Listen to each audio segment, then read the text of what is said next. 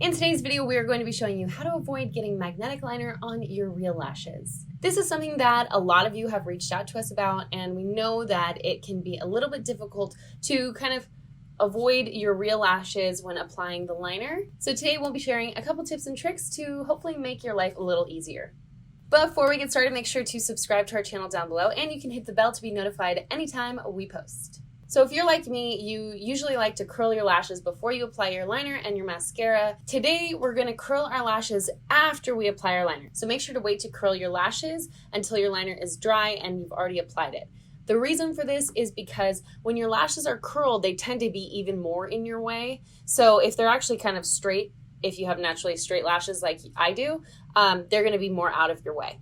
Curling your lashes later will definitely help you avoid getting magnetic liner on your real lashes. You also want to wait to apply your mascara until after you've applied your liner.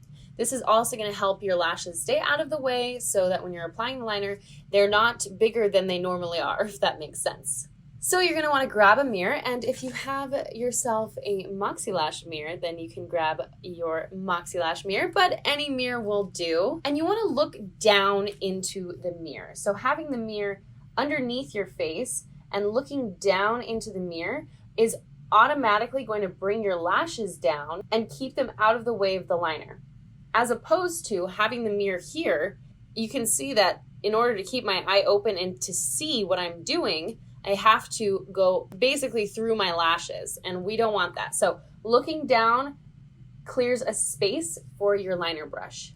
Then of course you're gonna grab your MoxieLash liquid magnetic liner. I'm gonna be using black today. And you wanna make sure that you wipe the brush off so there's not too much product on the brush. That can sometimes be a reason why you're getting excess product on your lashes. So wipe the product off the brush and use a little bit at a time. You can go back in and get more product on the brush as you go. This is really gonna help keep it off your lashes. So next we're gonna talk about angles. So you wanna avoid coming at your lash line at a perpendicular angle with the liner brush. So we don't wanna be doing this because that will be running the brush through your lashes. Instead, come at it more parallel to your lash line, and that should really help keep the brush away from your lashes. This one might seem obvious, but take your time. I know that especially if you're new to using magnetic liner, you might just want to throw it on there and be done and get your lashes on because you're excited, but take your time, especially if you're new to liquid liner in general. That's really going to help you avoid getting it on your lashes. And as you're applying the liner, you want to make sure you're using short strokes. Instead of trying to go across your lash line all in one go, if you go with short strokes across your lash line, that will allow you to change the angle of the brush just a little bit around your entire eye and keep the brush away from your lashes. I know I keep saying that, but you know, that's the point of this video. Now, of course, if you do happen to get any magnetic liner on your lashes, like you can see that I did a little bit right here, you can take our makeup remover on your fingers, just between two of them, and just gently, very, very carefully, kind of just rub your lashes, and it's gonna take that liner right off. It will remove it, and you will be good to go without any liner in your lashes.